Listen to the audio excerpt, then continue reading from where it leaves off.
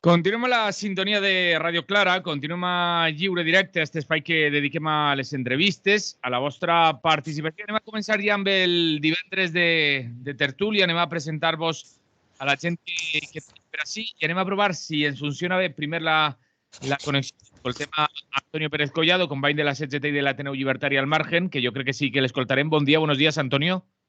Hola, ¿qué tal? Buen día. Buen día, perfecto. Muy bien. La conexión nos ha funcionado a la primera. Y tenim també així a l'estudi Adrián Navalón, desde Podem Valencia. Buen día, buenos días, Adrián. Hola, muy buenos días, Manolo. Buenos días a toda la audiencia. Buen día. Y Àlex Corrons, analista político. Buen día, buenos días, Àlex. Buen día, ¿qué tal? Buen día, aquí estamos. Aquí estamos para comenzar con esta tertulia, en este divendres de tertulia. Y lo primero que teníamos apuntado por aquí, si no me equivoco, porque como siempre no lo tengo delante, es hablar del 1 de mayo, de este 1 de mayo que fue este lunes pasado. Antonio, te toca comenzar. 1 de mayo de 2023. ¿Qué decimos? Sí, si quieres te cuento. El de otro año. Pero bueno, este lo tengo más reciente. Sí, pues nada, ha sido un 1 de mayo que nos temíamos bastante flojo por, aparte, la desmovilización que tiene la clase trabajadora y las crisis sucesivas y todo esto. Aparte de eso, como digo, pues porque en todas las comunidades eran 3 días seguidos de fiesta y ya sabes que o porque nos gusta o porque lo dice la tele, en cuanto hay una ocasión nos tenemos necesariamente que tirar a la carretera y viajar y gastar, consumir, que es de lo que se trata. Pero incluso en Madrid, pues también, allí eran 4, porque el día 2 de mayo también tienen fiesta, entonces era una ocasión ideal para venirse a las playas, ¿no? Claro, entonces pues había un poco de prevención, decir, bueno, es un rito, hay que hacerlo y se hace, ¿no? Y además con alegría. Pero la sorpresa, al menos por parte de CGT, ha sido que sí que hubo una buena respuesta, que ha habido más asistencia que en los últimos años seguramente, y aparte que salió muy bien con un concierto que hubo en la plaza del ayuntamiento, donde la gente disfrutó todo lo que quiso, y luego pues también participación de colectivos sociales y bueno, y mucha gente joven. Claro, que yo diga joven no tiene importancia, porque para mí cualquiera soy joven, pero es que había gente que sí, que de secciones sindicales, gente que viene con los amigos e incluso con familiares más infantiles y bueno, fue muy vistoso. En la clásica bandera que tenemos de 50 o 60 metros, no sé cuánto, que queda muy resultona para las fotos y para que los niños se cuelen por debajo. Y luego pues la música también, los de Marras y la Orquesta Paraíso, genial. Entonces yo creo que la gente ha quedado muy contenta y con ganas de seguir adelante, ¿no? Y no solamente porque se haya hecho fiesta, que yo creo que no es incompatible, ya lo decía Emma Goldman, ¿no? Si no hay baile, pues no es mi revolución. Entonces, si hay revolución, tendrá que tener baile y muchas otras fiestas. Pero es que además no se renunció al contenido reivindicativo que debe tener 1 de mayo y que para eso sirve, ¿no? Que es pues reclamar mejores salarios, el reparto de la riqueza, denunciar la alta siniestralidad que estamos padeciendo, que ya lo comentamos la semana pasada o hace poco, y exigir soluciones a los problemas de la precariedad que sufre la clase trabajadora, que da igual que digan que sube el IPC, da lo mismo, porque hay gente que no llega a fin de mes porque no se respetan las normas, se contrata bajo mano, se hacen horas que no se pagan, es decir, hay una precariedad absoluta. Entonces yo creo que todo eso hay que denunciarlo y el 1 de mayo es la fecha ideal para hacerlo. El resto de días también. No podemos olvidarnos ya hasta el 1 de mayo de 2024, sino que hay que estar en la calle todo lo que se pueda. Pero como digo, y en esta primera intervención, pues yo creo que bastante positivo, no solamente en Valencia, que claro, para nosotros es lo más cercano, y que ha sido un éxito considerable, ¿no? Sino que también ha habido otras 4 o 5 convocatorias en el país valenciano y por lo que comentaron los compañeros y compañeras en el programa del miércoles, pues también estaban bastante satisfechos por el resultado de sus manifestaciones, concentraciones y otro tipo de actos, ¿no? Y luego ya a nivel de otras ciudades, de Madrid, Barcelona, Valladolid, Zaragoza, Sevilla, bueno, pues también por las noticias que tenemos ha salido bastante bien y la gente está satisfecha. Se han hecho muchas manifestaciones. El tema de los medios, supongo que lo podremos comentar luego, ha sido tan bochornoso como siempre, quizá un poquito más, y por tanto, pues yo creo que hay donde hay que cargar un poco las cintas, ¿no? Decir que puedes estar en la calle, pero los que no quieren verte no se dan por aludidos y te ignoran absolutamente, ¿no? Y eso es denunciable sobre todo en los medios públicos, que se pagan con los impuestos que todos pagamos, los que somos simpatizantes de comisiones y los que no somos nada simpatizantes. Nosotros también tenemos derecho a que se informe de lo que hacemos, sobre todo cuando tiene ya una presencia bastante destacable, como algún otro medio que no está tan vendido o tan silenciado ha tenido el detalle de reconocer. Así que del todo no te pueden silenciar, pero da rabia que veas pasar por allí a los periodistas, que yo no digo que tengan ellos la culpa, imagino que será la dirección, que sepas que te han visto, pero que luego hagan como que no estabas. Eso es terrible. Y lo venimos denunciando año tras año. En fin, pero en línea general es bastante positivo porque luego hay medios alternativos, están las redes sociales y las fotos de la manifestación de Valencia pues han circulado muchísimo. Adrián. Pues, a ti también te vi el lunes por allí. Sí, claro. Yo coincido. Yo creo que la manifestación estuvo bien. Hubo, yo creo que bastante más gente que el año pasado y con el riesgo que siempre cae, ¿no?, de que se haya institucionalizado el día 1 de mayo y sea puente para todo el mundo. A mí no me acaba nunca de convencer esto. Y además coincide también con otro aspecto que es el Viñarrock, que se nos va toda la juventud que puede estar un poco combativa, se nos va a la mitad para allá y tampoco me acaba de gustar mucho, ¿no?, que esos días haya esa desmovilización de la juventud hacia el festival, ¿no? Yo planteaba el otro día así como de broma de tenemos que montar un festival alternativo aquí en Valencia, como hizo un poco la CGT, ¿no? Montando un conciertito, la gente se te queda, te lo pasas bien y sales y peleas.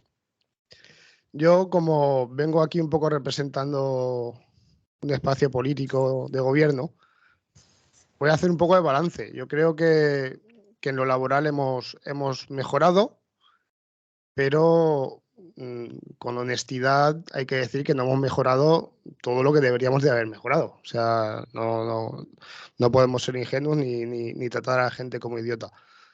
Se han subido los salarios sostenidamente, el salario mínimo sobre todo es 735 a 1080. Se ha conseguido parar un poquito la temporalidad y del contrato fijo, ya es la norma y no la anécdota como lo era antes. Hemos conseguido también regular el tema de los riders, favorecer también a las Kellys. Al fin y al cabo, pues también hemos derogado los aspectos más lesivos de la reforma laboral, ¿no?, como el despido cuando está una trabajadora o un trabajador de baja. Pero evidentemente no es ni mucho menos a el horizonte al que tenemos que llegar, ¿no? Porque, pues como decía Antonio, hay cosas que están ahí y nosotros lo hemos notado desde dentro, ¿no? Desde gobernar con el PSOE y con las limitaciones que tiene esto. Pues hay que seguir subiendo los salarios, hay que recuperar la indemnización de 45 días del despido, hay que apostar por otro modelo en el que reduzcamos un poquito la jornada, que luego hablaremos un poquito de esto y no voy a insistir ahora, pero hay que reducir la jornada. Producimos de sobra. No hace falta estar 8 horas metidos en los trabajos y jornadas partidas que te tiras todo el día por ahí. Yo creo que también hay que regular el acoso laboral, que tiene mucho que ver con la jerarquía y la verticalidad de la empresa. Hay que democratizar la empresa. Hay que seguir trabajando contra la brecha de género y, como ha dicho Antonio, estoy totalmente de acuerdo, hay que combatir con mucha más dureza el tema de los accidentes laborales y poner mucho más el foco en la seguridad laboral, ¿no? No podemos tener 600 muertes todos los años por accidentes de trabajo. O sea, es insostenible. Alex. Bueno, pues yo creo que el 1 de mayo fue una movilización bastante grande, por lo menos aquí en la ciudad de Valencia, donde yo tuve la oportunidad de participar. Y la verdad es que se veía un ambiente bastante combativo, bastante diversidad de colectivos, ¿no? También, no solamente enfocados exclusivamente en el trabajo. Y al final, pues es una manera de reivindicar, de levantar la voz. Para mí, en mi opinión personal, ¿no? En general, las manifestaciones a mí ya se me están, me cuestan, ¿no? Porque a veces me parecen desfiles, a veces me parece que es lo de siempre, que no avanzamos, en el sentido de que a lo mejor hay que ir un poquito más allá, ¿no? Y hacer cosas más creativas. A lo mejor tenemos que reinventarnos para que toda esa gente que no está, que es la mayoría, pues se sienta interpelada, ¿no? Por las reivindicaciones, por el modelo de protesta o por la manera de reivindicar. Y creo que nos toca una labor a todas las personas que estamos un poco implicadas en la lucha laboral, etcétera, pues nos toca un poquito hacer hacer algo de reinvención, ¿no? De cambiar algunas cosas para que más gente se acerque y sea partícipe, que la gente recupere la esperanza, ¿no? De que movilizarse sirve para algo y sobre todo desde los sindicatos de clase y libertarios, pues lo que hay que hacer básicamente es convencer a la gente de lo que tiene que hacer es ser partícipe, no delegar en un sindicato como si fuera un servicio contratado, ¿no? Esto que siempre hablamos, ¿no? Un poquito respondiendo a lo que ha dicho Adrián de bueno, que las condiciones de la clase trabajadora han mejorado. A mí me gustaría decir que, en base a la verdad, la clase trabajadora durante estos últimos años ha perdido muchísimo poder adquisitivo, ¿no? Porque efectivamente pueden subir el salario mínimo o ha podido subir el salario medio, pero claro, se lo está comiendo la inflación por mucho. O sea, quiero decir que no es que no está equilibrado, es decir, el poder adquisitivo actual es menor que cuando empezó a gobernar este gobierno. Y eso, pues claro, no lo soluciona subir constantemente el salario mínimo o que suban los salarios, porque claro, si los precios, la inflación se está comiendo literalmente todas esas subidas, pues esto es un bucle infinito, ya sabemos a lo que nos lleva esto. Una inflación rampante, subes el salario y la inflación te sigue subiendo, ¿no? Porque como se entiende que tienes más poder adquisitivo, pues enseguida el mercado, que es eso tan absolutamente manipulado, ¿no? Dentro del capitalismo, ¿no? Porque al final todos estos que defienden la libertad de mercado y tal están en contra, en realidad, de que haya una verdadera libertad del mercado, porque tienen ellos, pues por ejemplo, el monopolio de la distribución de los alimentos, ¿no? Y entonces ahí no hay ninguna libertad de mercado. Ahí lo que opera es el monopolio, el oligopolio de los grandes empresarios que se están haciendo de oro, ¿no? Como el Mercadona, etcétera, etcétera, ¿no? Entonces, claro, todas estas soluciones, o sea, todo esto de, bueno, pues ahora subimos un poco el salario, pues ahora damos esta ayuda, pues ahora damos un cheque, pues para, yo qué sé, se les puede ocurrir mil cosas. Una cesta de la compra básica, no sé cuántos. Son parches, ¿de acuerdo? O sea, son parches que no solucionan la herida. O sea, son una tirita en una gangrena. Es jodido, pero hay que cambiar muchas cosas y no vale con esto. O sea, es decir, no sirve. Lo que hay que acabar es con este sistema de grandes empresas de distribución que se lo llevan todo. Hay que acabar con eso. Hay que acabar con eso, hay que respetar al productor y también no vale solamente con legislar o con hacer leyes que impidan hacer... No. Aquí lo que hace falta es también la implicación de esos actores y que se organicen también como clase trabajadora los agricultores, los productores y que se emancipen de toda esta mafia en la que vivimos inmersos, ¿no? Dentro de este sistema y que no les permite ya sobrevivir. Y luego, aparte, habría que añadir que tenemos un problema con los recursos hídricos, etcétera, etcétera. Pues seguimos hablando del 1 de mayo. Antonio, yo os había puesto una pregunta también por ahí, porque también se ha hablado esta semana en la radio. ¿Tiene sentido en 2023 el 1 de mayo aún? Bueno, si tal y como estamos denunciando, en concreto Alex lo acaba de hacer, la precariedad más absoluta y la indefensión de los trabajadores frente a los abusos de la patronal, pues yo imagino que el que los trabajadores estemos organizados y salgamos a la calle el 1 de mayo tiene el mismo sentido que lo tuvo en un principio, ¿no? Otra cosa es que ya se hubiera conseguido todo, algo imposible, eso es una quimera, ¿no? Pero bueno, es decir, si hubiera una situación muy buena, es decir, bueno, pues lo hacéis como un rito, como sacar un santo por Semana Santa, ¿no? Pero es que tenemos más motivos cada año para salir y para denunciar.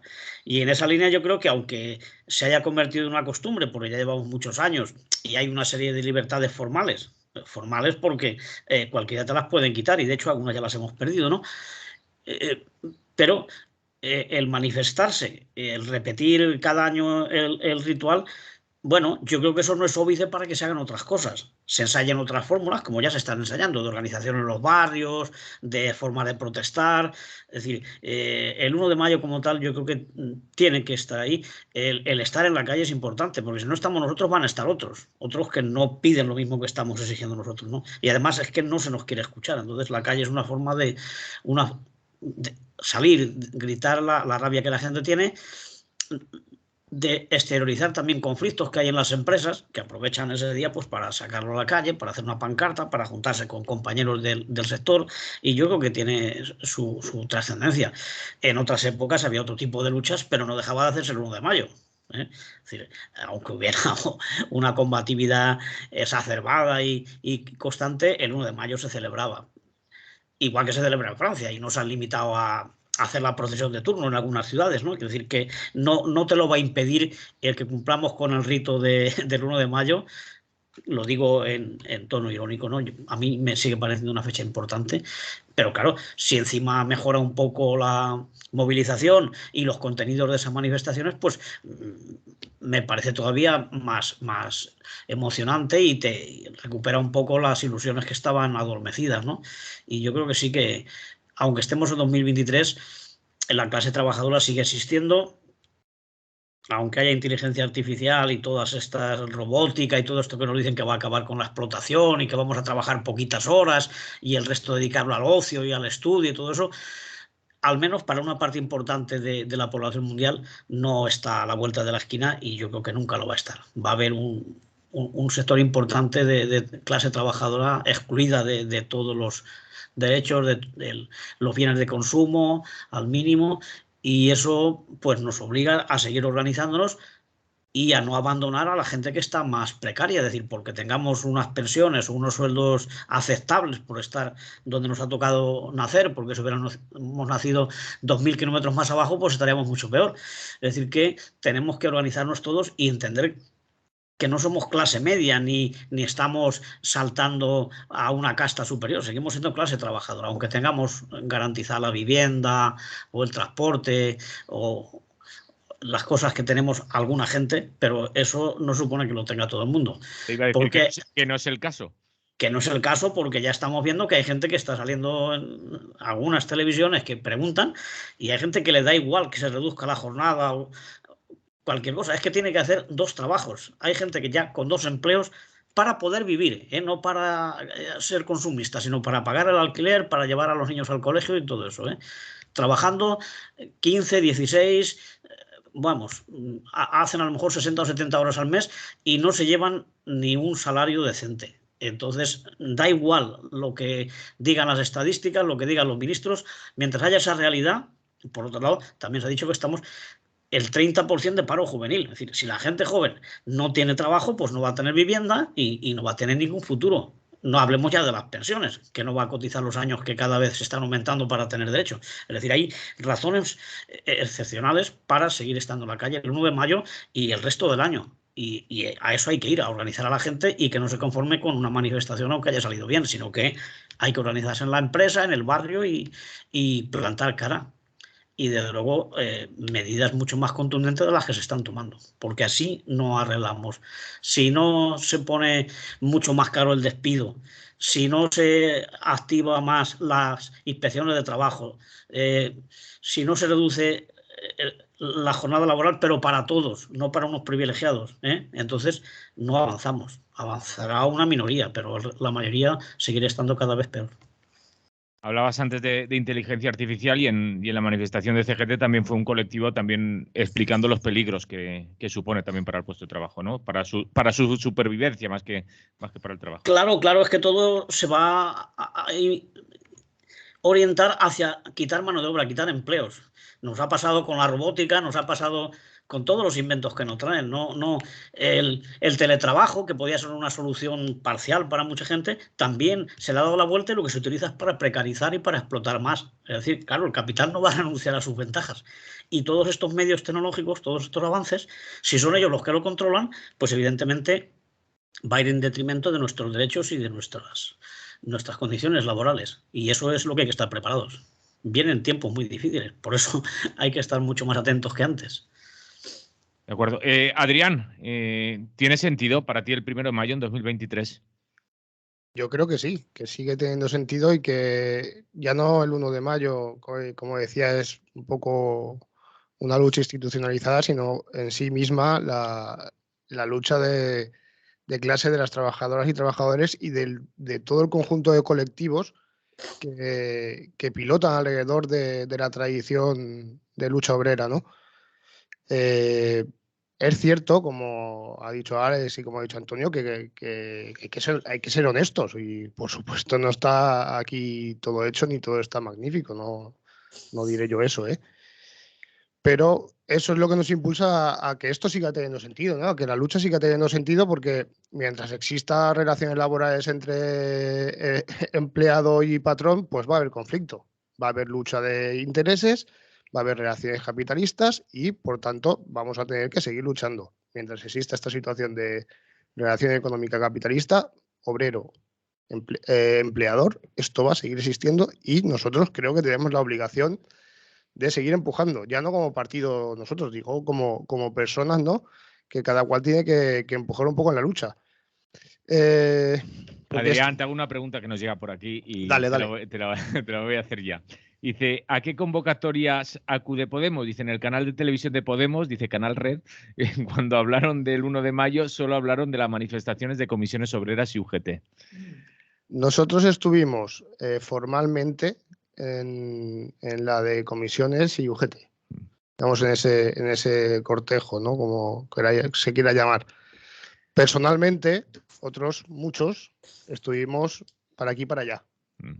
Yo, por ejemplo, yo nunca lo he negado, ni no me duele admitirlo. Yo soy militante de la CNT y como consecuencia de ello, yo estuve un poquito también en la CNT porque ahí tenía el corazón partido, ¿no? Tengo mi sindicato por un lado y el partido por el otro.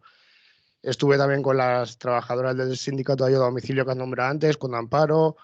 Y es que buena parte de nuestra militancia también está en CNT, también está en CGT y creo que no sobramos ninguno en ningún movimiento. Yo me inclino más por mi militancia, ¿no? Sindical y también de partido y no me da miedo admitirlo, ¿eh? No, además creo que es bueno y positivo para cualquier formación política que tenga esta diversidad. Y volviendo un poco a lo de antes, los derechos nunca se han ganado pidiéndolos por favor, jamás en la vida. O sea, desde que comienza la lucha obrera, la lucha en sí es el motor del cambio. Si no hay contradicción, si no ponemos sobre la mesa conflictos, nunca se va a saber. Mira, hace poco me comentaban que en Mercadona tienen la sana costumbre, sana irónicamente, de que los baños los limpian las mujeres y en la caja se quedan los hombres. Cuando hay que hacer ese cambio de turno, pues esto o se pone sobre la mesa, o sale gente peleando por estos asuntos, o seguir así. Y nada, voy a comentar una cosilla alrededor de lo que habéis dicho antes, ¿no, Antonio y Alex? El tema de la inflación que ha perjudicado, que nos ha perjudicado a todas las trabajadoras y trabajadores. Por supuesto, la explotación capitalista no se reduce simplemente al trabajo, ¿no? Hay muchas formas de quitarnos nuestra riqueza, que es la vivienda, ¿no? Que existan estos lobbies de vivienda que nos están subiendo los alquileres y poniéndolos por las nubes, nos están jodiendo. Y esto es lucha de clases, no es otra cosa. Cuando esto, por ejemplo, reflejaba ya muy bien hace pues ahora ya 70, 80 años, ¿no? Cuando escribió el libro Blasco Ibáñez en el libro de la barraca. Ya lo decía. Y también lo hemos visto con la inflación, con los precios de Mercadona y lo hemos visto también con la lucha de las pensiones. En Francia están luchando porque es el mejor método para que Macron no consiga hacer la reforma de las pensiones. El trabajo infantil, la jornada laboral de 8 horas, todo esto se ha conseguido a base de lucha. No hay otra manera. Recuerdo que escribió un tuit Rosa Villacastín hace poco, una periodista del régimen, ¿no? De Antena 3, de Telecinco, que decía que qué mal París, que se iba a quedar hecho un solar. Y yo le puse, a ver, señora, lo que se trata es de que no se quede en un solar de derechos, en un solar económico, solo favoreciendo a la élite, ¿no? Y la gente que se asegure privadamente.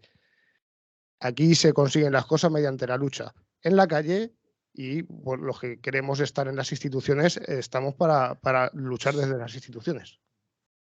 Teléfono y después Alex. Buen día, buenos días.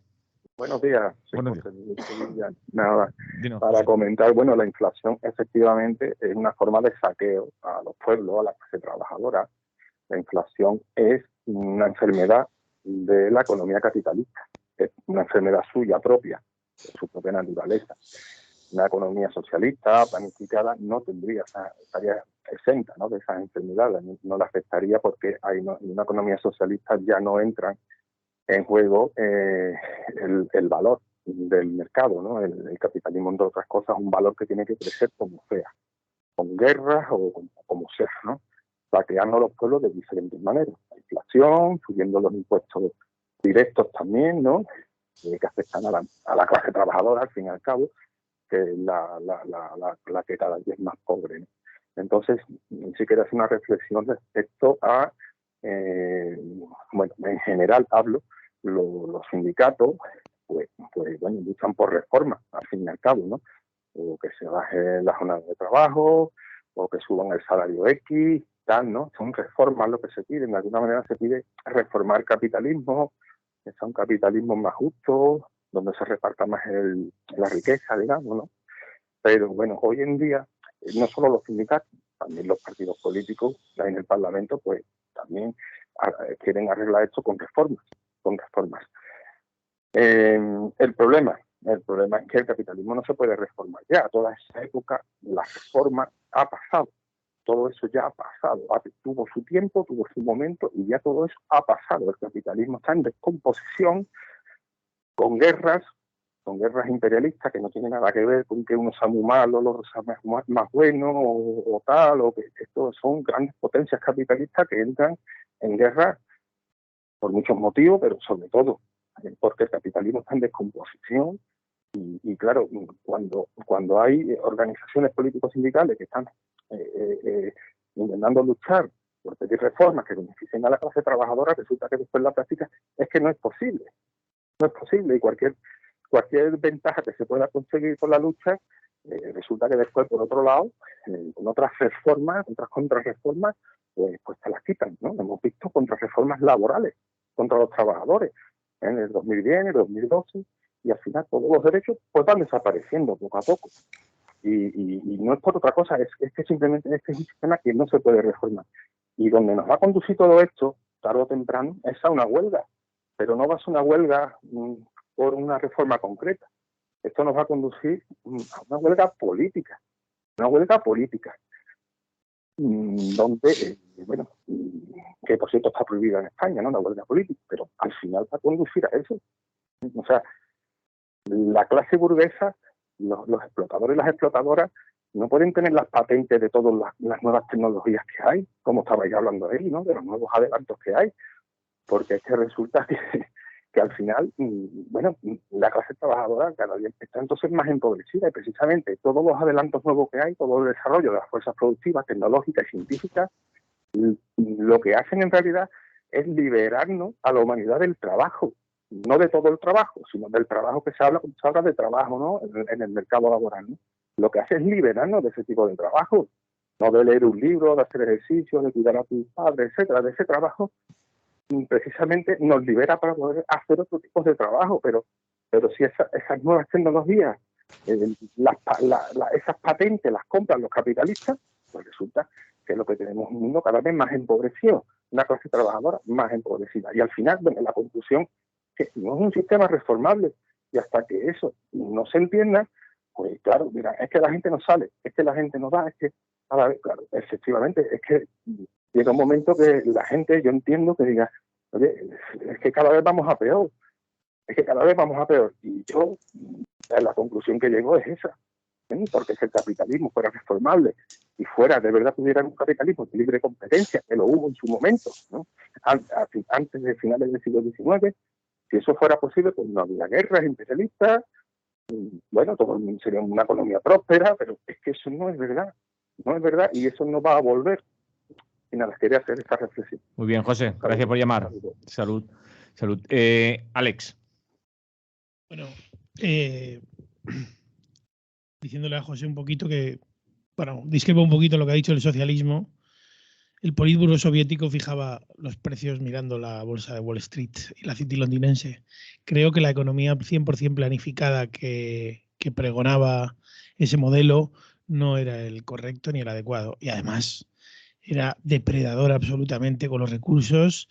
Buscaba también el crecimiento constante y permanente de la economía. Es verdad que eran otros tiempos en los que no se miraba la cuestión de los límites de los recursos, etcétera, etcétera, pero aquello fue morir de éxito.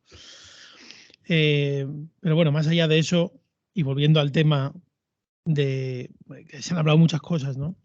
El 1 de mayo, pues sirve para muchas cosas, ¿no? Pero primero, a mí me gustaría decir que esa lucha que reivindicamos que tiene que estar en la calle y que reivindicaba Adrián, yo tengo la sensación, y es mi sensación, igual puedo estar equivocado, pero mi sensación y la de personas con las que me relaciono es que desde, digamos, la irrupción de Podemos en el panorama político español, la lucha callejera, vamos a decir, la lucha de la movilización social ha ido disminuyendo paulatinamente. Y a medida que Podemos ha ocupado espacios de legislador, digamos, de estar en el gobierno, etcétera, etcétera, todo eso ha, digamos, hecho de bálsamo un poco de las luchas en la calle. Es decir, las luchas en la calle, si mañana empieza a gobernar Feijóo, pues probablemente se resurja algo, ¿no? Puede ser, no lo sé. Espero que sí. Si sucede eso, espero que por lo menos en la calle haya movilización y no lo deleguemos todo a un partido que esté en la oposición, porque estaremos jodidos. Lo mismo que estamos ahora delegando todo en partidos políticos que están en el gobierno, que me parece ese es el error. El error es que ahora mismo tendría que haber muchísima movilización social presionando al gobierno por las cosas que está haciendo mal o que no está haciendo. Porque los trabajadores hoy, duele decirlo, pero la legislación laboral que hay hoy es peor que la que había hace 30 y pico años. O sea, es que es la hostia. O sea, estamos hablando de 1986. Hemos retrocedido tanto con las reformas del PSOE y del PP en estos años que todavía, con la reforma que han hecho hoy, todavía no estamos a la altura de lo que estábamos en 1986. Es decir, tendríamos que retroceder 30 años. Es terrible. O 40. ¿Para qué sirve la vivienda? La vivienda, que es otro tema también. La vivienda, estas medidas que ha anunciado Pedro Sánchez, que es más que nada es puro electoralismo, pero sabemos que los fondos de inversión extranjeros en este país y los bancos, etcétera, etcétera, tienen casi 4 millones de viviendas vacías, apalancando el precio de la vivienda. Sabemos que eso con el BOE se puede solucionar. Sabemos que un país nada radical como Canadá está prohibiendo que los fondos buitres extranjeros compren vivienda. Y aquí, con el gobierno más progresista de la historia, lo único que dicen es que van a sacar ahí unos cuantos miles de viviendas que hay en la Sareb. ¿Pero qué coño de la Sareb? Si hay 4 millones de viviendas. Distribuya esto, por favor. Distribúyalo, ponga orden aquí, ¿no? ¿No tiene usted el BOE? ¿No tiene usted la legislación? Pues métale el diente a eso y no se vaya usted a Estados Unidos a reunirse con ellos y a lamerles las almorranas. Y ya que he tratado el tema de las pensiones, que también es importante, he de decir que el 1 de mayo sirve también para que se visibilicen diferentes luchas colectivas dentro, porque nos ayuda a visibilizar los problemas de otros colectivos en los que no estamos implicados, de diferentes reivindicaciones que hay, y eso les da visibilidad y hace que nosotros nos hagamos conscientes de que hay otras problemáticas más allá de la nuestra. Y yo vengo aquí a hablar de mi libro, y yo, como soy profesional del transporte por carretera, pues estuve manifestándome con una pancarta de la plataforma que pide la jubilación de los conductores del transporte de mercancías y viajeros por carretera a los 60 años, que no es que estemos pidiendo ningún privilegio exclusivo para nosotros, sino que lo dice la ley. La ley, el Real Decreto 1698-2011, que aprobó Zapatero, reconoce una serie de coeficientes reductores para determinados trabajos que tienen peligrosidad, insalubridad, ritmo de trabajo, requerimientos psicofísicos, y todo eso hace que nuestro trabajo sea incompatible con la edad de jubilación ordinaria. Bueno, el Ministerio de Trabajo parece que reconoce que los conductores entramos dentro de estos baremos que nos deberían de aplicar el coeficiente reductor, pero dicen que somos muchos y que cuesta mucho jubilarnos a todos con 60 años. Pero el 18 de mayo, pues la CGT ha convocado, y hay otras asociaciones implicadas también en la plataforma, el 18 de mayo una huelga general del transporte por carretera de mercancías y de viajeros, y animamos a todas las personas del sector a que secunden esta huelga y a que paremos el país, y esperemos que tenga la suficiente repercusión para presionar al gobierno más progresista de la historia, no a nada, no a que cambie ninguna legislación, sino a que aplique la ley, que ya se le está reconociendo, por ejemplo, a bomberos o a empleados del transporte ferroviario, a policías locales, etcétera. Entonces, esto se tiene que aplicar la ley, y si no se aplica la ley, pues seguramente habrá que ir hasta los tribunales a denunciar a este gobierno, que no aplica la ley y que además se reconoce que no la está aplicando. Ahora le dejo a Adrián si quiere contestar a Alex de lo que ha dicho, pero me sirve esto para introducir también otro de los puntos que teníamos aquí en el 1 de mayo. No sé yo si a esta plataforma que está pidiendo la jubilación a los 60 años en el sector del transporte le van a dar tanto bombo los medios de comunicación como a otros transportistas que hemos visto no hace mucho, que siendo 4 ocupaban horas y horas de televisión y de informativos, ¿no? No sé yo si le darán tanto... ¿Cómo se llamaba? ¿Manolito era o algo así? No sabemos, me acuerdo cómo se llamaba. Y habría que preguntarse si apoyan esta huelga. Porque si son tan combativos, estarán de acuerdo en que también habrá que jubilarse a los 60 años, ¿no? No sé yo por dónde irán. Adrián, ¿quieres decir algo de lo que decía Alex? Que te he visto enseguida coger el boli y apuntar. Sí, no, a ver, que me parece un argumento bastante falaz, ¿no? El de la existencia de Podemos traer consigo la desactivación política, eso nos lo han dicho siempre, pero es un argumento falaz. Es como es una opinión basada en un argumento falaz. Es una opinión, no te estoy dando... háblale al micro si no te escucha Adrián. No te estoy diciendo que sea una cosa... no es un hecho científicamente comprobable o testable. Te estoy diciendo que esa es la sensación que yo tengo y te la transmito, que no es solo mía, ¿eh? Lo entiendo y por eso te lo contesto. Y creo que es una falacia, aunque sea una opinión. Las opiniones también pueden ser falaces. La desactivación política, porque la irrupción de Podemos es como si dijéramos que por la irrupción de los sindicatos se desactiva la lucha de la clase obrera. Yo tengo mis dudas. ¿De qué sindicato? Y depende de qué partidos. Claro, ahí está el asunto. Porque un partido progresista, de lo más progresista que ha tenido España en los últimos 40 años, salga y ponga sobre el tablero que hay que hacer unos cambios que creemos que son imprescindibles, que vienen de todo un colectivo y de todas las luchas que tratamos de agrupar. En Podemos, muchos de los que estamos en Podemos venimos de muchas luchas. No venimos precisamente desmovilizados, venimos de la movilización y, de hecho, mucho de nuestra militancia es parte activa de muchos de esos movimientos. Además, la lucha hoy en día adquiere muchas facetas, no es únicamente la lucha obrera. Vemos un movimiento feminista que está tremendamente organizado y tremendamente combativo todos los días, y no hay más que ver cuando salen el 8 de marzo, que revientan las manifestaciones. Bueno, te ríes, pero yo creo que el movimiento feminista hoy en día es la vanguardia del movimiento obrero también, porque está impregnado de la lucha obrera también.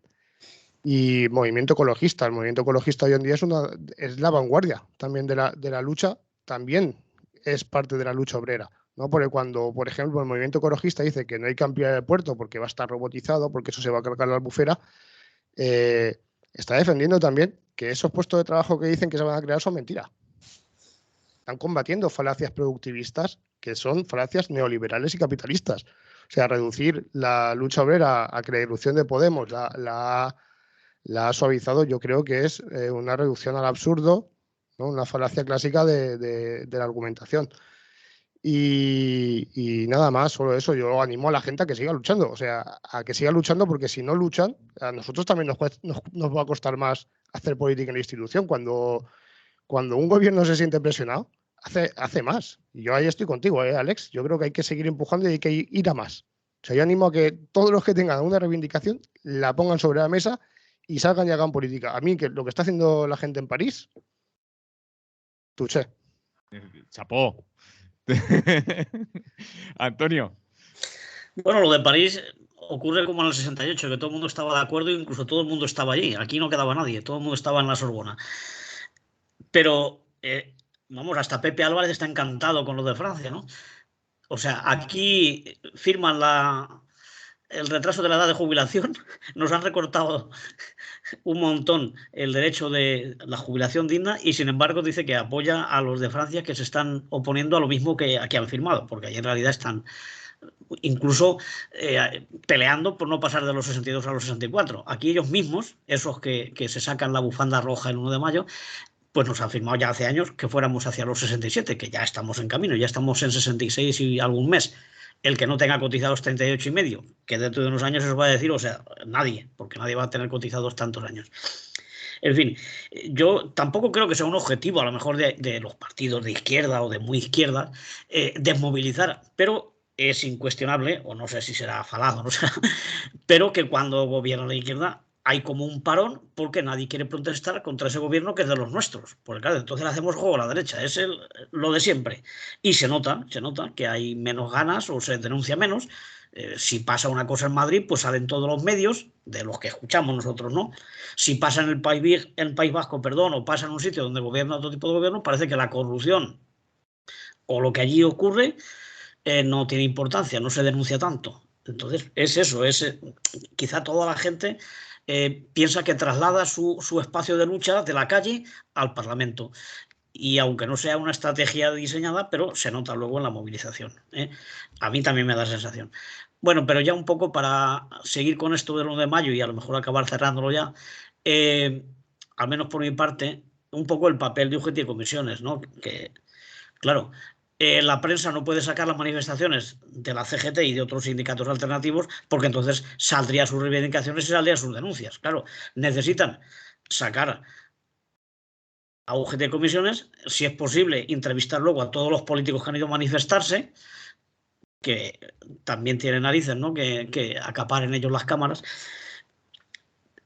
Y así le dan el marchamo, los vuelven a investir de representantes de la clase trabajadora, de luchadores y de muy reivindicativos. Bastó que dijeran que como la patronal no les dio un poquito, porque parece que están negociando, algo sobre los salarios, pues que se va a liar la de aquí es Cristo, ¿no? Y bueno, pero en aunque otoño, se liará en otoño, han dicho, creo, ¿no? Sí, no, es para el otoño, pero quiero decir que ya tenemos otro otoño caliente, llevamos 25 o 30 años con un otoño caliente que nunca ha llegado y ya enseguida están los titulares de vamos a un otoño caliente. Hombre, como no sea en el plan climatológico, que yo creo que sí, que va a ser un poco cálido, pero en movilización, porque hace falta alguien. Yo no sé cómo no hay algún periodista, aunque se juegue el puesto, que diga, pero por favor, señor Sordo o señor Álvarez, ¿cómo ustedes quieren movilizar por algo que están haciendo? ¿Qué es culpa de ustedes? Porque ¿quién firma el 90 y tantos % de los convenios? ¿Dónde se marca el salario? ¿No se marcan los convenios? ¿No los están firmando ustedes? Y las estadísticas dicen que están firmando por debajo del IPC, y del IPC real sobre todo. Sí, entonces, ¿qué van a hacer? ¿Cómo van a movilizar si son ustedes los firmantes de los convenios y de todas las reformas que se han hecho en este país? Desde la primera de las pensiones a la última. El tema de la precariedad en la contratación, el tema de la movilidad funcional y geográfica, es decir, todos los derechos que se han perdido, la inmensa mayoría ha tenido la firma de esta gente.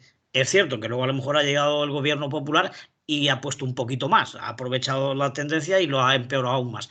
Pero las reformas laborales había que haber derogado las dos, la del PP y la del PSOE, y no han derogado ni siquiera la del PP, que era la que más les molestaba a ellos. Entonces, la cosa está muy mal, y por eso entiendo yo que no pueden aceptar que haya un sindicalismo que, sin tener ningún apoyo, es más, incluso con muchísima represión y muchísima discriminación, pues que aún tiene su sitio y va ganando credibilidad entre la gente. Entonces, a mí me parece que la izquierda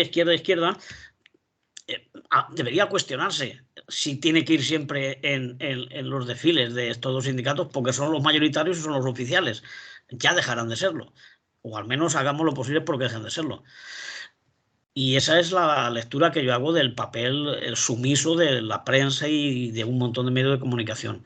Y como digo, habría que mirar cómo se le puede exigir a los medios públicos, por lo menos a todos, porque todos tienen la misión de informar, pero los públicos es que además el dinero es de todos los contribuyentes. Y mira la que se lía cuando algún partido quieren dejarlo fuera de la campaña electoral o de los espacios publicitarios o algo. Y es que yo también tengo mi 3% o mi 1% o mi 2% o lo que sea. Y aparte de eso hay un derecho a que se informe a la ciudadanía. Y lo que están haciendo es que no tiene vergüenza. Pero bueno, nosotros a la nuestra, y yo creo que hemos conseguido sacar a la opinión pública en las redes sociales y por nuestros medios, estamos informando de todas las manifestaciones que hemos hecho y lo que es más, de las luchas que vienen. Como ha dicho Aves, ya el 18 tenemos una y sigue la reivindicación de un montón de conflictos en los que hay que estar y los que hay que conseguir mejoras para la clase trabajadora. Y esa sería mi lectura del último 1 de mayo.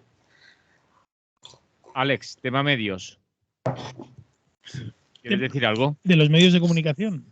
Sí, bueno, en este caso estamos más centrados en la cobertura que han realizado el 1 de mayo, pero bueno, como los medios de comunicación no nos sorprende, al final es que no nos sorprende, que es lo triste de todo, ¿no? Yo es que, claro, o sea, yo creo que ya directamente lo que deberíamos de hacer es ignorar a los medios de comunicación. O sea, yo cada vez estoy más convencido de que nuestra posición política más adecuada es ignorarles. Porque pero hay una parte de la sociedad a la que no llega si no es a través de esos medios. Claro, pero es que es una fábrica de construir conformismo. Es horrible. O sea, decir, y además es un circuito cerrado en el que quien entra ahí es lo único que existe. O sea, lo único que existe para una parte de la sociedad importantísima, solo existe lo que sale en la televisión. Lo que está fuera de ahí es una realidad que no la mayor parte de la gente desconoce. Pero porque se conforman con lo que les cuentan, ¿no? O sea, decir, en nuestro entorno cercano, todas las personas que estamos aquí tenemos familiares, amigos, etcétera, entornos que se informan a través del telediario todos los días y piensan y sienten que se sienten realmente informados con esto y que es información. No piensa que son empresas con intereses que defender. Y eso es un problemón que tenemos, ¿no? O sea, ¿en qué momento hemos delegado pero es que, joder, en este país que hemos tenido cuando solo había un medio de comunicación que era del Estado, la Radio Nacional, Televisión Española y tal, que lo controlaba la dictadura franquista, pues que ahora, o sea, la dictadura franquista controlaba el canal de televisión para favorecer a un número de familias, de grandes empresas o de intereses determinados, y ahora es lo mismo, lo que pasa es que se han distribuido el pastel en una especie de falsa pluralidad en la que hay fondos de inversión que son los dueños de los medios de comunicación y que son los que deciden cuál es la información y son los que deciden qué es noticiable y qué no es noticiable. Y cuando pones cualquier canal de televisión, Antena 3, Telecinco, cualquier programa de estos amarillista, terrible, te aparece, pues yo qué sé, un caso de un tipo ocupando una vivienda, ¿no? Que está vendiendo drogas o que está haciendo un escándalo en el vecindario y entonces te lo sacan como la máxima representación de lo que significa ser un ocupa en España. Y bueno, claro, la gente indignada normalmente la afectada suele ser una persona mayor, etcétera, y entonces te lo ponen como el ejemplo de esos son los ocupas, ¿no? Y entonces, claro, cuando no es la realidad de la mayoría, ¿no? Pero claro, te ponen esa realidad y en la publicidad te ponen a Securitas Direct diciéndote no te preocupes, si te viene un ocupa te vendemos la alarma. Y entonces estamos ahí metidos en ese bucle de la publicidad, de los intereses empresariales, pero luego, oye, estos mismos que ponen ahí el foco en un Ocupa que está ahí haciendo el mangarrán, oye, ¿qué pasa con los fondos buitre que tienen 4 millones de viviendas vacías? ¿Es que no vamos a hablar de eso? Es que, y al final, tú acabas relacionándote con otras personas y gente que... yo tengo conversaciones. Ayer tuve una conversación con una persona que me decía, no, es que reciben pagas, las paguitas, los extranjeros, el no sé qué. Digo, pero vamos a ver, ¿pero qué pagas? Pero si Florentino Pérez, por liarla en el Mediterráneo y no generar terremotos, le dan 3.000 millones de euros. Si les dan contratos públicos a mansalva a esta gente, si manejan y hacen lo que les da la gana, tienen los medios de comunicación que son suyos, están a su favor y te venden que el problema pues es el que es más pobre que tú. Es lo de siempre, es vender el discurso del odio hacia el más débil y hacia el más poderoso. A ese lo ponemos como un ejemplo. A Mancio Ortega o al dueño del Mercadona o al Florentino Pérez. Todos esos son adalides de la democracia y claro, son emprendedores que han triunfado en la meritocracia y no sé cuántos. No han recibido ningún favor del Estado en décadas y décadas.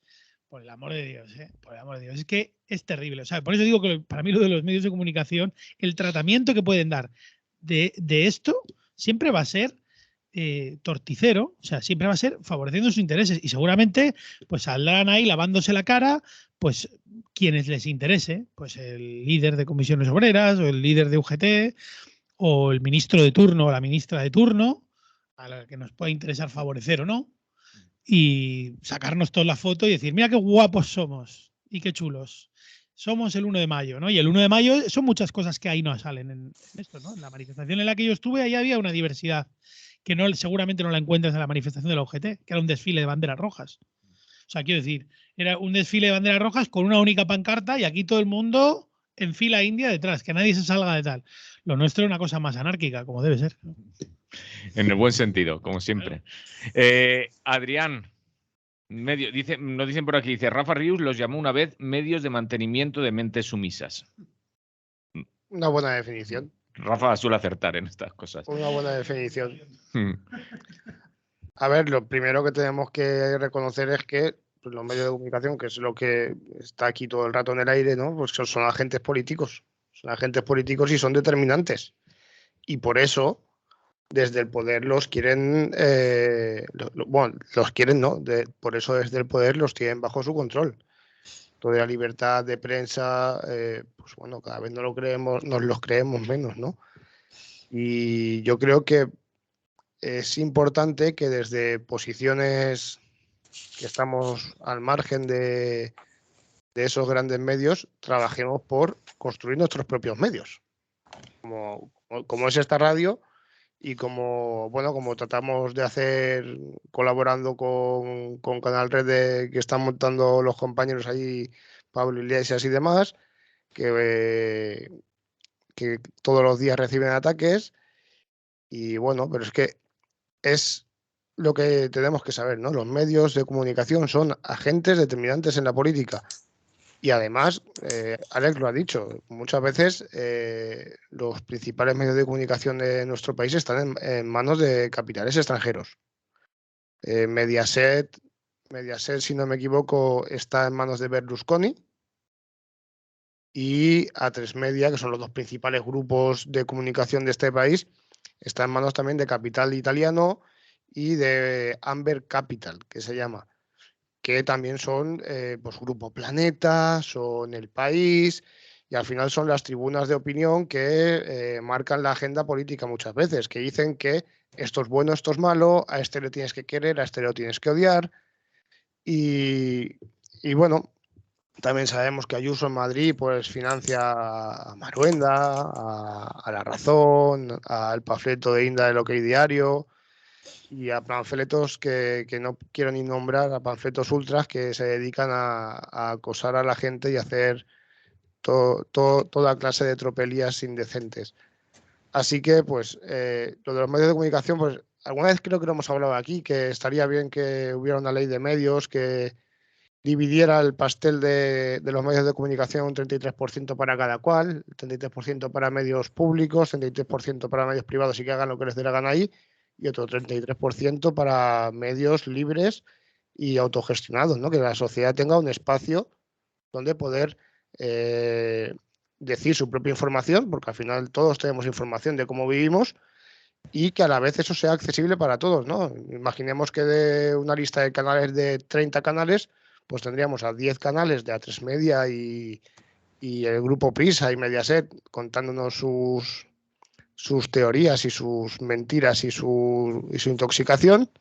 Otro 33% de una televisión pública que debería ser imparcial y neutral y al servicio de todos. Ha dicho debería. Claro, debería, sí, lo digo bien claro, debería.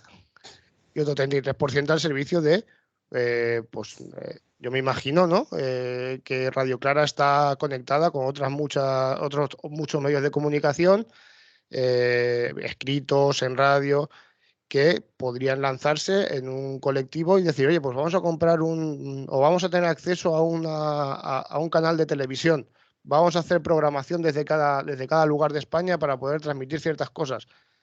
Pero claro, no es así lo que tenemos, ¿no? Pero a mí ese modelo me gusta. Sé que está dentro de las dinámicas capitalistas, porque estamos incluyendo a Mediaset y Prisa y toda esta gente, pero en el contexto en el que estamos creo que ayudaría un poquito a la libertad de prensa. Dicen por aquí, dice, a ver, Canal Red solo vio el 1 de mayo de la manifestación de comisiones y UGT. Nos siguen apuntando por aquí. Habrá que transmitirlo. Muy bien. Antonio, no sé si quieres añadir algo más. Bueno, pues lo que estaba comentando de los medios y los medios públicos, como decías antes, la vergüenza más grande que hemos tenido aquí en Valencia ha sido lo que ha hecho, entre otras, APUNT, que ha ninguneado a más de 3.000 personas que salieron a la calle en la manifestación de CGT. Esas personas para APUNT no han existido, entre otras cosas, ¿no? Claro, y además es que es un medio que se paga con el dinero de todas, sí. De todas y de la gente de aquí, que luego no tiene problemas en mandar un equipo para retransmitir una procesión de no sé dónde, cuando esto es una sociedad que debería ser ajena al protagonismo de cualquier religión, espectáculos minoritarios absolutamente, que me parece muy bien que salgan en la tele, pero bueno, un hecho como el 1 de mayo, alternativo al de UGT Comisiones, y que además ha tenido su eco y ha tenido su aceptación, debería haber salido, ¿no? Y sobre todo por eso, porque es un canal público. Por eso es que da igual el tipo de medios que tenemos. Si está controlado por los mismos, si está vinculado a los grandes agencias de información y todo eso, lo que nos va a llegar va a ser lo mismo. Si es que ya teníamos una radio y una televisión pública, que además estaba muy bien cuando Radio Nacional hacía información, no solamente música como ahora, pero todo eso se desmanteló para que estuviéramos a merced de los que marcan la dinámica en esto de los medios, ¿no? Es decir, lo teníamos ya, hemos tenido muchas empresas públicas y se han privatizado. Ese es el drama nuestro, ¿no? Y encima desde una izquierda que venía a cambiar las cosas. Y por eso es lo patético de la situación. Pero vamos, yo creo que ya está todo más o menos tocado y nada, nos veremos el año que viene y mucho antes, espero yo, en las calles, y seguiremos luchando y sobre todo apoyando a los medios de comunicación alternativos, autogestionarios y que son el espacio en el que tenemos que llevar nuestro mensaje, porque es donde va a llegar por lo menos al sector que tiene ganas de informarse de otra manera. Al otro, al mayoritario, es difícil que podamos llegar porque tampoco nos iban a querer escuchar, cambiarían el dial si llegáramos. Alex, que te veía levantar la mano, sí.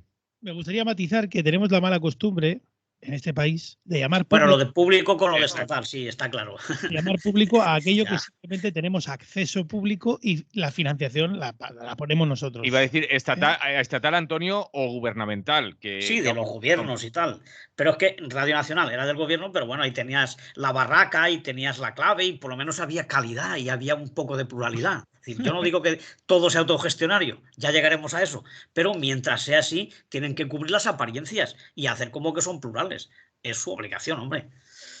Claro, yo digo que al final, que si en este país se han privatizado empresas que eran públicas, ¿no? Como Endesa, Felipe González era un experto en privatizaciones, como Aznar o como... Tenía un ojo, las energéticas, las de telecomunicaciones. Sí. Se han cargado todo. O sea, en este país todo lo que era público, ¿no? Que era el tendido eléctrico, que lo hemos pagado entre todos para que luego las eléctricas te roben. Ahora están con el tema de las vías del tren, que también las hemos pagado entre todos para que ahora haya unas empresas que se estén beneficiando de ello.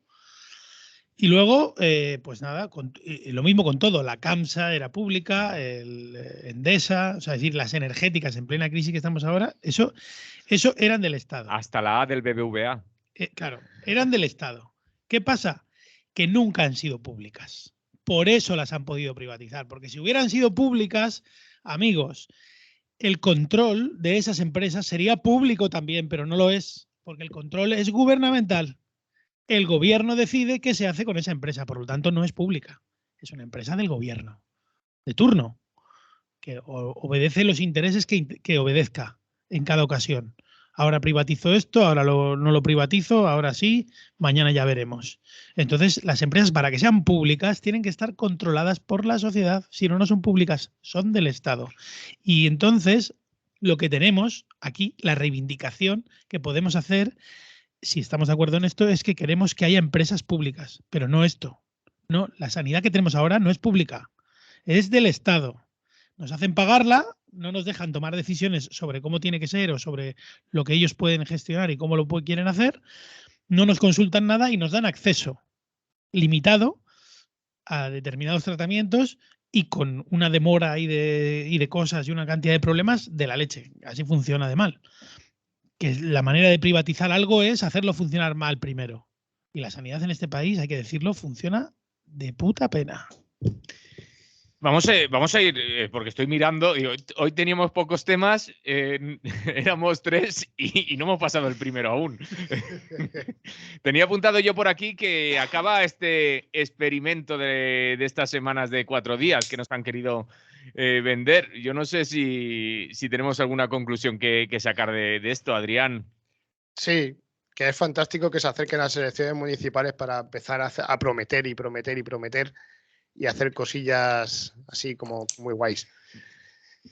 Claro, es que esto de la jornada de 4 días que ha propuesto el Ayuntamiento de Valencia es que ya eran festivos. Ya claro, es un cachondeo. Es que es un poco lo que yo suelo criticar más de Compromís, que mira que tengo algunos amigos ahí que sé que son buena peña, pero claro, no se puede ser tan guay, ¿sabes? Claro, es que es como somos muy guay, vamos a hacer la jornada de 4 días y dices, claro, en un mes que tiene 4 festivos que casualmente caen lunes, viernes y viernes. O lunes y lunes.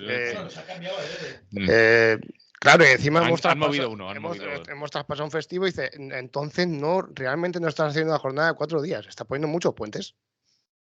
Que claro, ya están. Que ya están, claro, que entonces...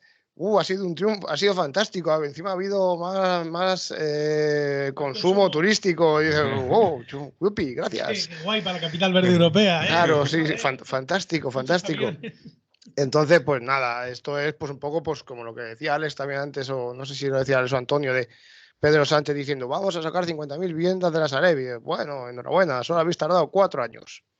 Solo habéis tardado 4 años, que mientras tanto ha habido dramas de vivienda. Y la vamos a volver a pagar, ¿no? Pues ya veremos. No sé cuántas veces hemos pagado ya esas. Entonces, pues nosotros estamos diciendo habitualmente aquí en la campaña municipal que no hacemos promesas, sino que hacemos propuestas. Entonces, yo quiero llegar a un parque público de vivienda en Valencia que fuera de 60.000 viviendas. En el programa electoral vamos a ser un poco más comedidos y vamos a llegar hasta las 12.000. Y vamos a intentar hacer otras muchas cosas para sacar parque público de vivienda de fondos de inversión y tal. Pero no voy a prometer, vas a tener 12.000 viviendas, porque dependerá de lo que pueda hacer honestamente. Y a mí esto, pues estas promesas electorales y este Flori Power de ahora hacemos la semana de 4 días, pues nada, pues el 7 de abril era viernes festivo, el 10 de abril era lunes festivo, el 17 San Vicente Ferrer festivo, el 24 Vicente Martí festivo.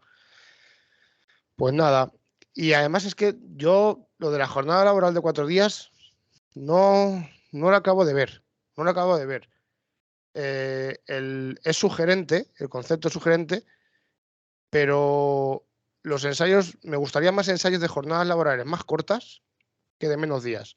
aunque me gusta también que sea de 4 días, ¿no? Preferiría trabajar 4 días en vez de 5, por supuesto, no soy idiota. Pero ahora mismo no tenemos una sociedad adaptada y preparada para hacer un cambio de estructura de pasar de trabajar 5 días a 4. Y pienso en colegios sanitarios, en todos los trabajos normales del día a día, en toda la estructura de calendario, incluso jurídicos, o sea, de los días hábiles e inhábiles. Sería un cambio muy, muy profundo, que parece una tontería de cambio, pero es un cambio muy profundo. Quitar un día de trabajo es un cambio total en la sociedad. Sin embargo, yo creo que reducir la jornada laboral a 6 horas al día, por ejemplo, haríamos 30 horas a la semana, que aún me parecen muchas y producimos demasiado. Me parecería un cambio más accesible, más interesante, que te permitiría mucha más vida social, que te permitiría no tener que hacer un cambio total de las estructuras, pudiéndolo hacer gradual. Y pues ahí, claro, es que yo pienso en la jornada laboral de 4 días de repente y se me queda ahí un montón de obligaciones de cuidado pendientes. O sea, ¿quién cuida a la abuelita que necesita el servicio de domicilio? La que estaba trabajando con ella no, porque tiene 4 días. Pero como no tenemos adaptadas las estructuras, ¿va a poder librar a alguien para cuidar a esa mujer? No sé, y así con todos los trabajos, especialmente de cuidados, que son los que más carga llevan. No sé, yo preferiría eso, una reducción de jornada a 6 horas. Gradualmente podríamos llegar incluso a 5 y si fuéramos un poco más inteligentes yo creo que hasta 4, pero convence a los empresarios de eso o les queman las empresas, ¿no? Ya veríamos lo que hay que hacer. En horas más que en días, vamos. Sí, yo reduciría horas porque te permite tener más parte del día, ¿no? Al final, si hiciéramos una jornada laboral de 4 días, pues tendríamos puentes, ¿no? Tendríamos más puentes y seguramente el señor Ribó estaría mucho más contento porque tendría más puentes, podríamos tener más turismo. Y yo no sé, creo que quizás es mejor, me parece más atractivo reducir la jornada y que así también sea la vida comunitaria la que prime un poco, ¿no? Que bajes al barrio, que veas con tu gente, el día a día, al fin y al cabo. Telefonada y después continúa a la tabla. Buen día, buenos días. Buen día. Buen día. Dinos. Aquí Pablo desde Taifa, zona. Dinos, Pablo. Una reflexión así general que hace tiempo quería compartir con la audiencia bien informada de Radio Clara y especialmente con Adrián, ya que está ahí en política y demás. Y es desde el contexto de que la izquierda hace mucho que hemos perdido la batalla cultural que se dice.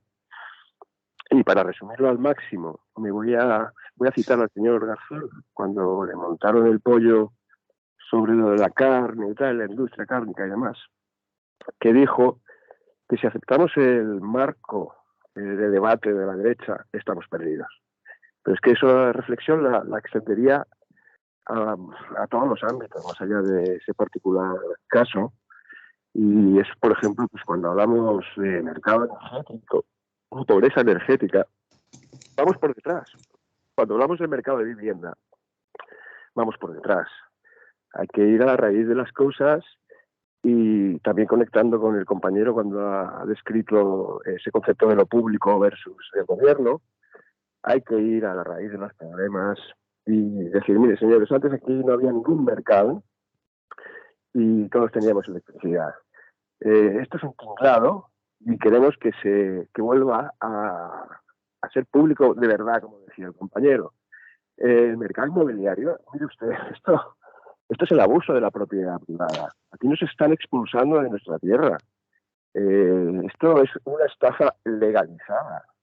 Y no podemos debatir en términos de parcheos, de zonas tensionadas y conceptos que en realidad no van a arreglar nada. En ese sentido, insisto, una reivindicación por dejar de buscar conceptos prestados de este paradigma turbocapitalista neoliberal e ir a la raíz de los problemas y describirlos como son. ¿Cómo podemos estar aquí con llenos de viviendas vacías y gente sin casa? ¿Qué mercado es este que se han inventado de recalificar y el campo de golf que quieren hacer en Pego ahora, otra vez? Vamos por detrás. Y si aceptamos, resumiendo y volviendo al punto central, este marco de debate, no tenemos nada que hacer. Muchas gracias, Radio Clara. Muchas gracias a ti por llamar, compa. Salud. Salud. Antonio, jornada laboral de 4 días. Bueno, con matices, 4 días o menos. Ya Kropotkin, y mira si el hombre ya hace años que estuvo aquí en el planeta, ¿no? Ya hablaba de que sobraba producción, que con el trabajo que se hacía, si estaba bien repartido y todo el mundo aportaba, trabajando 3 o 4 horas al día, en aquellos tiempos que apenas había maquinaria, pues sería suficiente para vivir toda la humanidad dignamente, ¿no? En estos momentos esos datos se han multiplicado, ¿no? La productividad ha subido muchísimo y entonces ya incluso se produce más de lo que se puede consumir, ¿no? En un consumismo acelerado que también habría que reducir. De ahí las campañas y los movimientos que hay por el decrecimiento, porque vamos hacia el caos, ¿no? Ya lo vemos con el agua y con todas estas cosas, ¿no? Entonces yo creo que se tiene que reducir la jornada, pero de una manera racional, y también reducirla para reducir, pues el consumo y otras cosas, ¿no? Ahora, si lo que vamos a hacer es hacer más puentes para que más gente haga turismo y más gente contamine y más coches salgan a las autopistas, pues entonces no hemos reducido nada. Más estrés y más consumo, ¿no? Pero claro, parece que se busca eso, ¿no? Porque ahora están sacando pecho de que gracias a los puentes estos que ha habido y gracias a que ya se viaja más, pues la economía se ha movido muchísimo, incluso la contratación. Pero parece que la contratación, todo lo que ha aumentado ha sido de camareros, que no me parece un empleo muy estable ni muy bien retribuido. Es decir, habrá que reducir la jornada, pero habrá que reducirla para todos, porque como antes comentaba, que lo vi el otro día en la tele, es que hay gente que le da igual la jornada legal que exista, porque se hace 3 jornadas seguidas. Se tiene que hacer por la mañana en cualquier sitio y por la tarde en otro. O alargar la jornada saliendo a las 6 y volviendo a las 11 o las 12 de la noche a su casa. Eso no es vivir.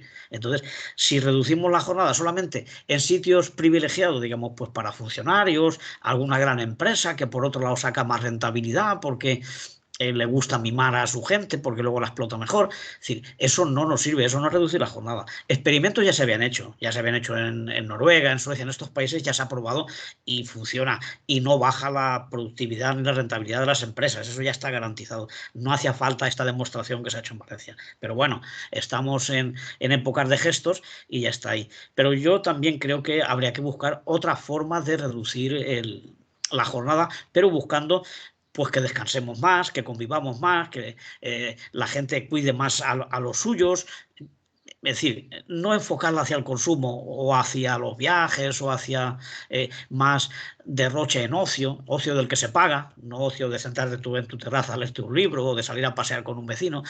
Y eso, si se acumula todo en puentes, me parece que no es la solución. Entonces, quizá se podría buscar una fórmula, pero de que todo el mundo trabaje menos horas, no solamente unos cuantos o unos sectores determinados.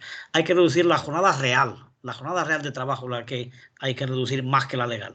La legal habrá que establecerla, pero intentar que la gente pueda vivir de su trabajo, que con lo que gana con un solo empleo pueda vivir dignamente él y su familia. Y hacia eso veo que no vamos. Entonces, pues eso, sí, es un gesto, una prueba que yo ya sabía cómo iba a salir, evidentemente, lo sabíamos todos, no somos adivinos, pero estaba claro que no se hunde la economía porque trabajemos menos horas. Alex. Al menos trabajar todos, consumir lo necesario. Creo que esto es una medida, pues eso, ¿no? Pues muy del postureo, muy clásico de la socialdemocracia. Están poniendo parches a un problema que tenemos una herida abierta en el planeta muy gorda, ¿no? Y tenemos una herida abierta energética tremenda. Y yo creo que la sociedad en su conjunto no acaba de ser consciente del problemón en el que estamos.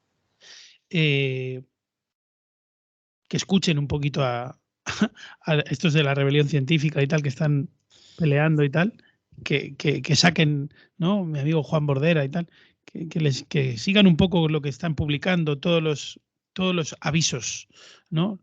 Los puntos de no retorno que llaman a nivel ecológico en los que estamos.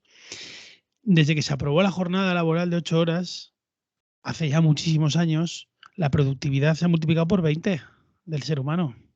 Tenemos una tecnología que hace que que seamos capaces de ser muchísimo más productivos, 20 veces más, o 40, o las que sean, depende del puesto de trabajo. Entonces, ¿dónde está esa división de horas? O sea, es decir, ¿por qué seguimos trabajando 8 horas si somos 20 veces o 30 veces más productivos? Lo lógico sería que trabajáramos 1 hora a la semana. Y punto. Y ya está. Y que trabajara todo el mundo y que los beneficios de esa tecnología liberadora de fuerza de trabajo se repartieran entre todos, que para eso la hemos hecho posible entre todos, porque a ver quién ha pagado la educación de todos estos científicos, etcétera, que han conseguido desarrollar la tecnología hasta el punto en el que estamos, de progreso, ¿no? De la ciencia, de la tecnología y demás. Entonces, claro que se puede reducir. Y lo de los 4 días laborables, pues es un parchecito. A ver, no está mal.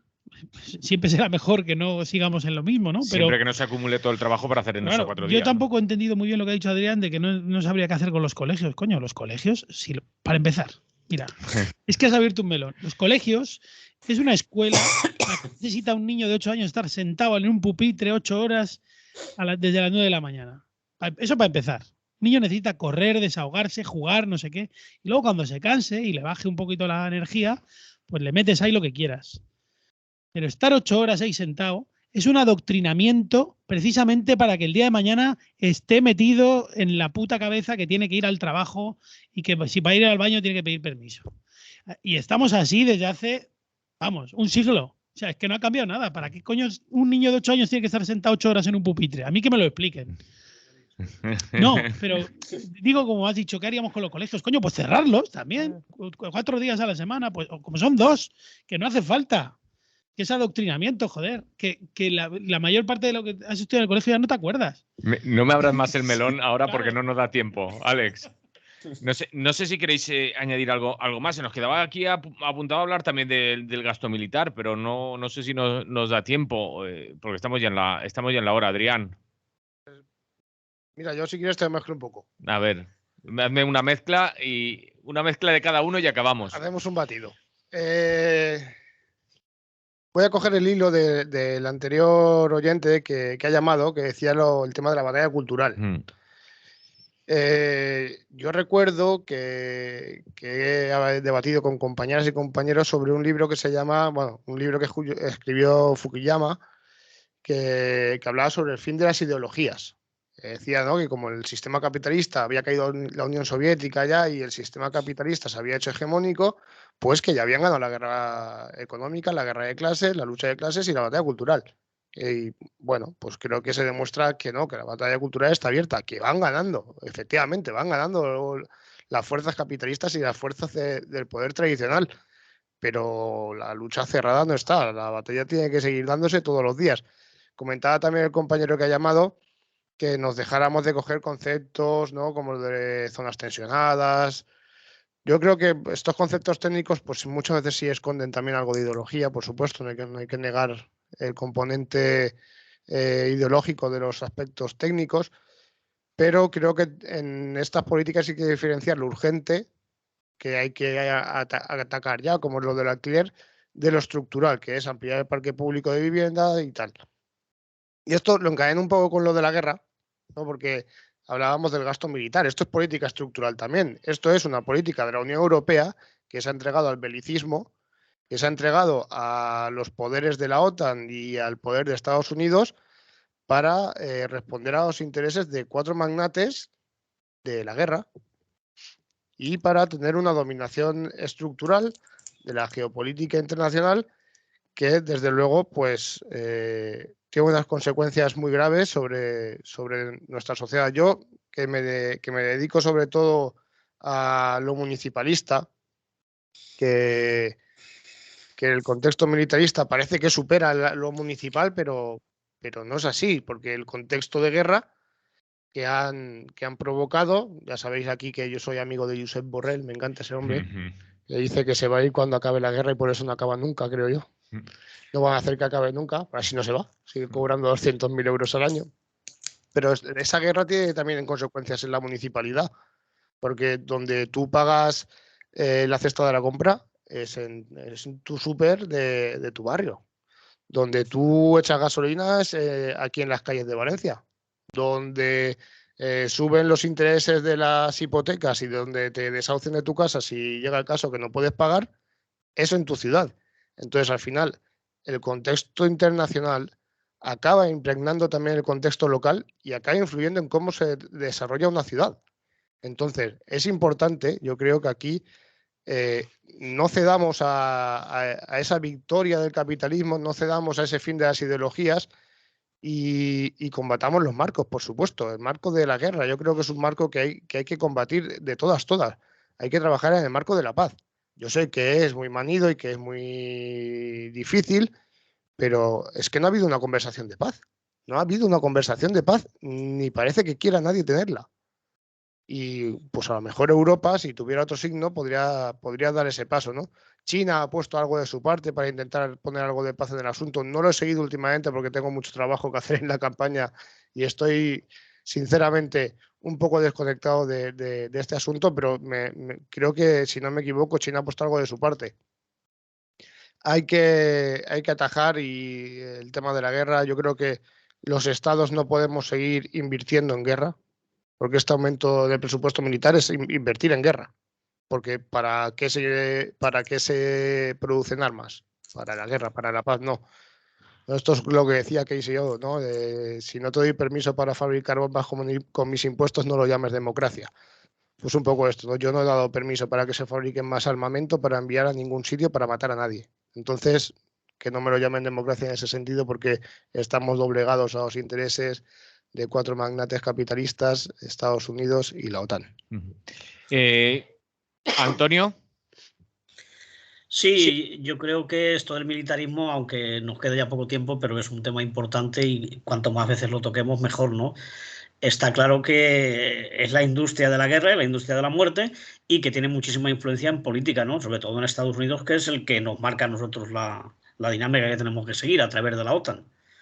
La OTAN que nos metió también en el gobierno de Felipe González. Bueno, nos metió en la UCD, pero él luego no hizo el referéndum que nos había prometido para salirnos. Y además entramos ya en la estructura militar y en todo el fregado.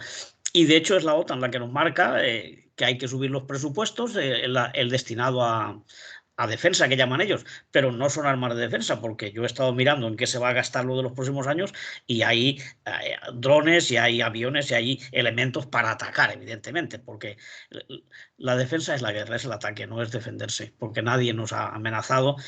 Y además luego hay otro agravante, que es decir, se destina creo que ya vamos por el 26% que ha subido este año el presupuesto militar a unas inversiones para renovar un armamento que al cabo de 2 o de 4 años hay que tirarlo o mandarlo a la chatarra porque ya se ha sacado otra cosa más moderna, que claro, es de lo que vive la industria militar, de hacer novedades y de obligarte a que te las compres para estar al día de no sé qué, de que eres más letal con tu armamento. Y entonces yo también estoy por lo que hay que apostar es por la paz, por la convivencia entre los pueblos y por ayudar a la gente a vivir en paz y ser solidarios entre los pueblos, no tener enemigos, porque como clase trabajadora yo creo que el enemigo lo tenemos dentro de casa, es la clase que nos explota aquí.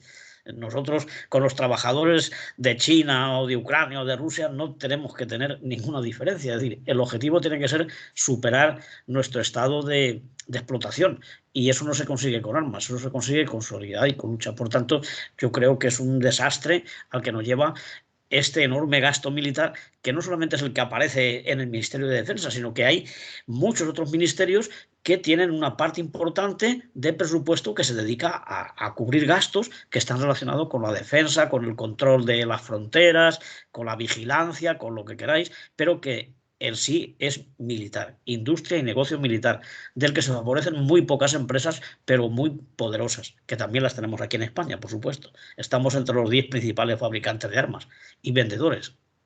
Y ya sabemos que se vende al que paga, no solamente se vende a los amigos y a los que son democráticos, sino que se le vende a todo el mundo que necesita armas, bien directamente o bien por intermediarios. Entonces es un peligro el nivel que está alcanzando el potencial mundial de armas, ¿no?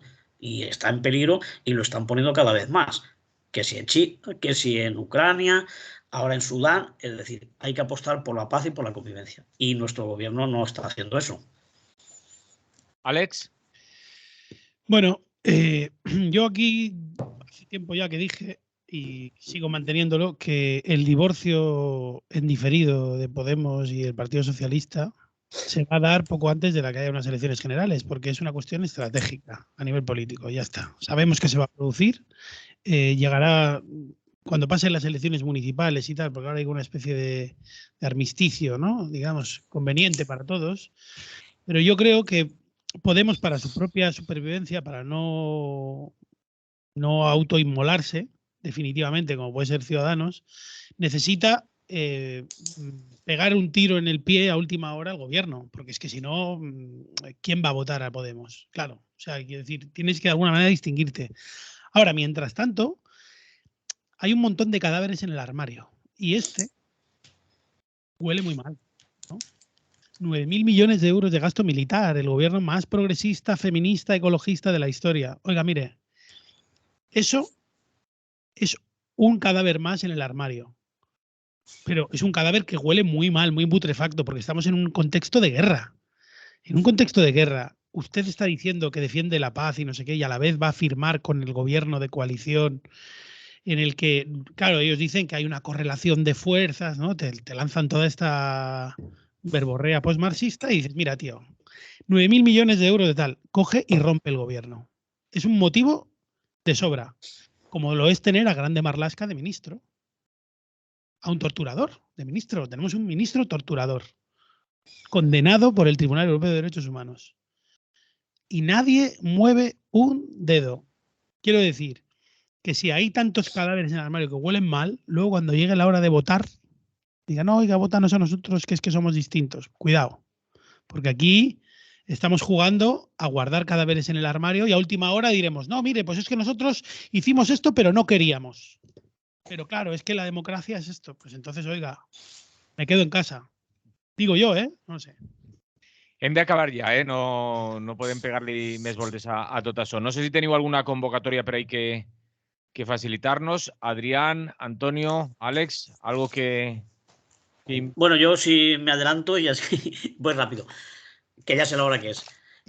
Sí. Bueno, en principio, creo que ya se ha comentado por ahí, hoy hay hoy 5, si estamos en directo, a las 11 de la noche en Radio Nacional van a hacer un programa sobre Salvador Seguí, el Noy del Sucre. Lo corté no quita lo valiente. Hemos dado caña a los medios, pero hay profesionales que hacen cosas buenas. Espero que sea interesante y que lo escuche la gente, ¿no? Luego el domingo 7 de mayo, al mediodía a las 12, en Villar del Arzobispo, en el centro polivalente, que está en la calle César Simón, poeta César Simón, nuestro compañero Fermín Alegre va a hacer una exposición y luego va a recitar zarandajas y tal. O sea, que animarse, que será una jornada bonita en Villar, el día 7, domingo.